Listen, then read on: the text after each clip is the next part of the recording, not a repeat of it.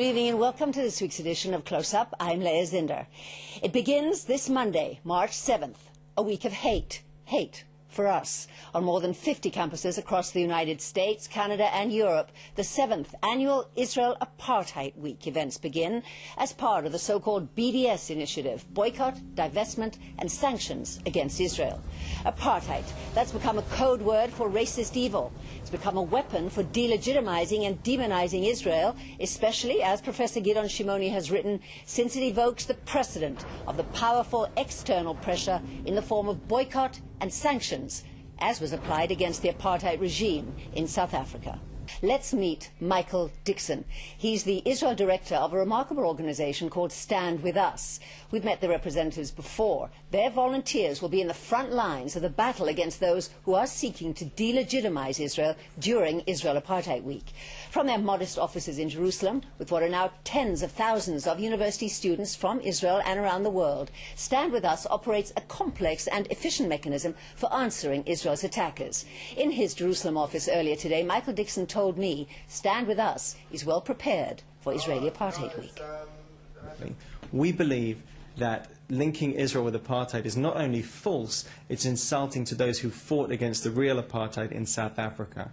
We create materials that are clear and well researched that can help students understand why the comparison between apartheid and Israel is so untrue, and also help them to understand that if there is apartheid in the world, it's happening in the Arab world, where radical regimes that are now crumbling have practiced gender apartheid, sexual apartheid, apartheid against their own citizens.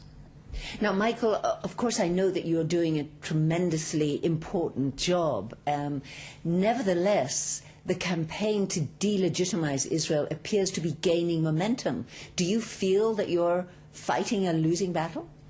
I don't think we're fighting a losing battle. I think this is a battle that we can and must win. And I think we win it by not engaging with those who seek to defame Israel, but engaging with people in the middle who don't necessarily know or care much about Israel, but what they will hear is about Israel's positive contributions to the world, Israel's diverse population, Israel's democracy and freedoms, and Israel's struggle for peace in the most difficult circumstances. And at the same time, as well as addressing all of these positive concerns, we're going to tackle the issues head on. If somebody wants to spread a lie or a smear about Israel, we'll be there to counter it. Now, we've seen, of course, in all the upheavals throughout the Arab world, the enormous role played by the social media, by Facebook and Twitter and all of those. Now, as young people, as students who are, of course, very well versed in those forms of communication, tell us how you use them to further your cause. We have an internet task force that seeks to lead people and help them share information about Israel online. People now have so much influence at the tip of their fingers. They can influence thousands of people by sharing an image or a video on Facebook, for instance. So we lead people, we give them information, we give them tweets they can put out on Twitter, we give them articles, news, images and video that they can share on their social networks to make a positive difference to their sphere of influence on a social network. And now we're going to hear from someone who's been down in the trenches, a student who has experienced Israeli Apartheid Week at first hand as a volunteer for StandWithUs. We're going to hear from Jonathan. He asked us not to use his full name for security reasons. He was one of 6 students who toured campuses on the west coast of the US as part of a program called Israeli Soldiers Speak Out.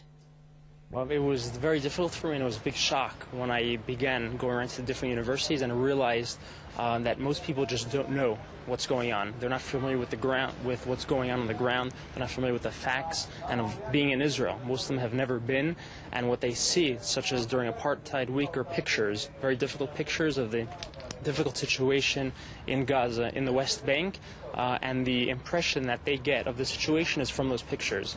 And we were faced with a lot of people that just simply didn't know. And that was what our job was, to present a story and to tell them what it was like for us as Israeli soldiers, as human beings, to serve, what it's like to be in the Israeli army and the different difficulties that we faced and how we dealt with them, and to show them that we are human beings and we try to deal with the problems as best as we can, and that what they see in the media in the United States unfortunately isn't the complete story. So we try to give them a little glimpse from what it's like from here, from our side. But for now, staying with life in Israel itself, and I'd like to turn to our Haifa studio to join a volunteer for StandWithUs who is going to join us now, Ranya. Thank you very much for being here, Ranya. Ranya, you are a student and you're a member of Israel's Arab community. Why did you decide to volunteer for Stand With Us? Why? Because, first of all, it's my country. It's very normal and natural to join Stand With Us and to defend my country and to represent the best in the best way the reality of my country. It's interesting and heartwarming, if I may say so, that you do say that Israel is your country, because, as you know, that is not a feeling that is shared by all of the Israel's Arab community. You say you feel a part of Israel in your everyday life, and as a student you feel like an Israeli. Okay, Israel is democracy. Everybody can tell what he feels and what he thinks, and I think that it's the good point in Israel that I can tell that I belong to Israel, and another Arabian can tell that he doesn't belong. I don't think that it's a bad point. Okay, and what do you say when, as a volunteer for Stand With Us, people say to you, is Israel an apartheid society, as an apartheid country? Well, it's first of all, everybody that tells that Israel is apartheid, it's one of two cases: or he is telling lie, or he really doesn't know what is apartheid, or he never were in Israel and visited Israel. I suggest to those people to come to Israel or to listen to people like me to know more about the reality in Israel. We are diverse. We are a very plural community, and we have a lot of societies that live together. So it's not true.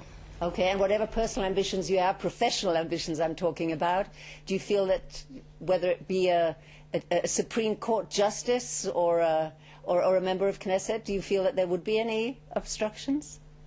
First of all, I'm happy that I have the right to choose if I will be or not. I don't think that in Arab countries they really have this right. So maybe in the future. Okay, well, we wish you the best of luck, Rania and Adele, and thank you very much for being with us today. You.